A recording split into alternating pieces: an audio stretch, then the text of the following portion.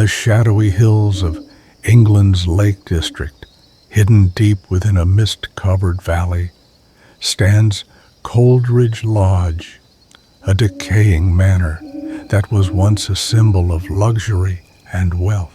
Now it is a place that locals refuse to speak of and tourists are warned to avoid.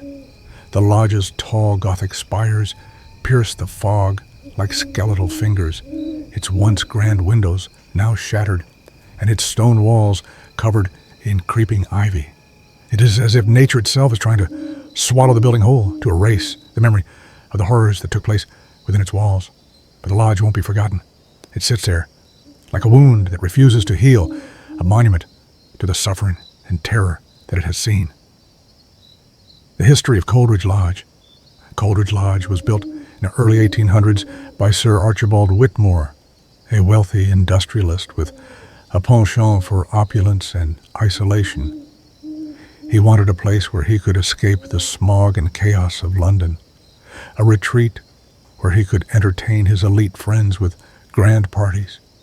He chose the location for its stunning views of the lake and its remoteness, surrounded by dense, misty forests that gave the place an eerie, ethereal beauty.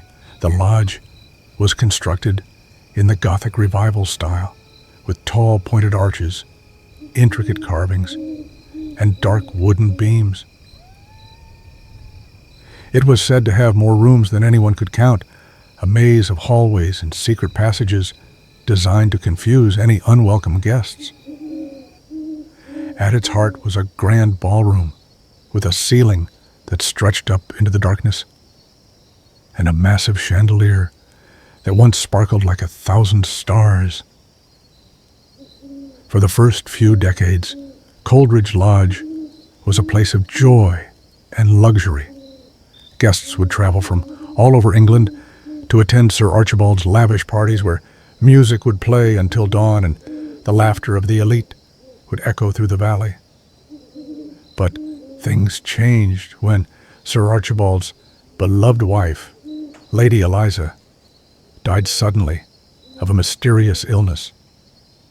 Her death marked the beginning of a series of tragic events that would transform Coleridge Lodge from a place of celebration to a house of shadows. The Dark Descent. After Lady Eliza's death, Sir Archibald became a recluse. He shut himself away in the lodge, letting the once pristine gardens grow wild and untamed. Servants began to leave, speaking of strange noises at night, the sound of footsteps in empty hallways, the faint laughter of a woman, and the unmistakable scent of Lady Eliza's perfume lingering in the rooms. Sir Archibald was seen less and less frequently, and when he did appear, he looked gaunt and haunted, as if he hadn't slept in weeks.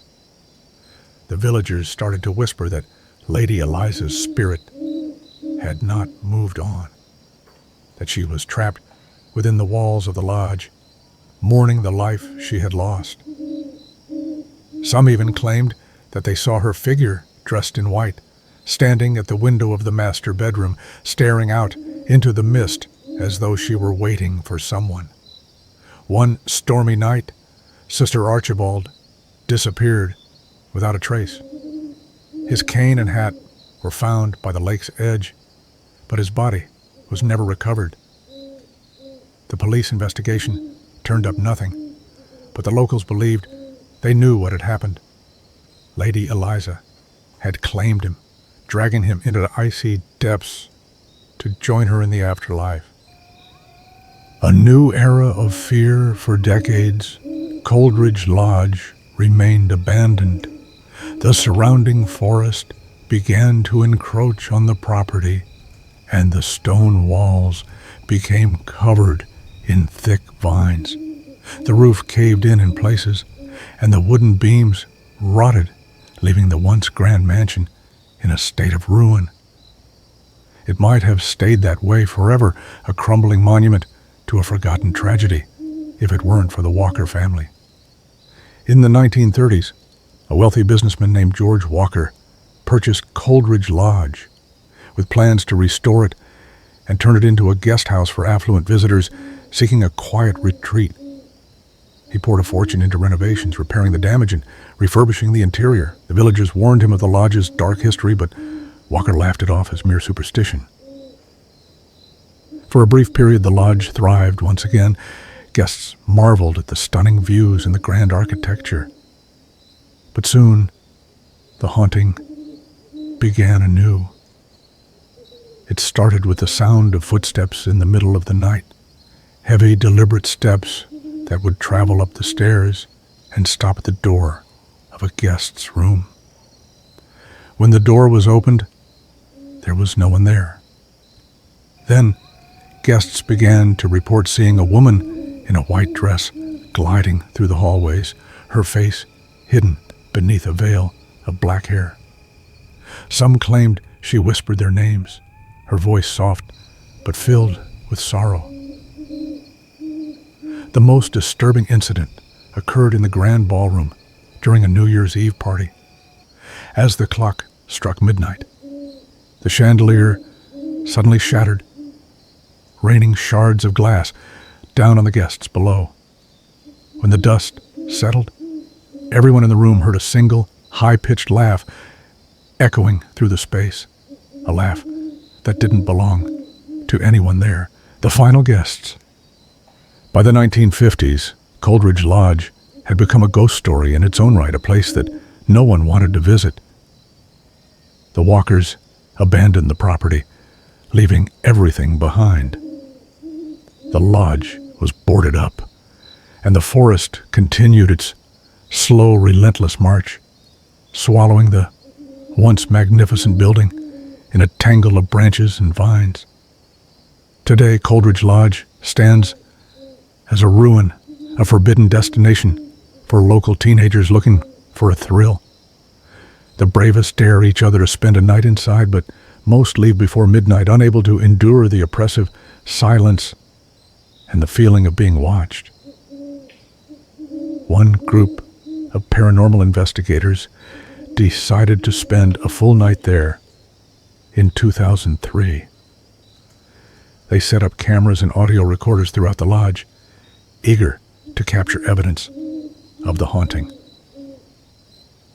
What they found was more terrifying than anything they had anticipated. The footage shows the shadowy figure of a woman moving through the hallways, her white dress fluttering in an invisible breeze. At one point, she turns towards the camera, her face a blank, featureless void. The most chilling part of the recording is the sound captured in the grand ballroom, a faint, rhythmic thumping like the beat of a heart, followed by the unmistakable sound of the glass shattering.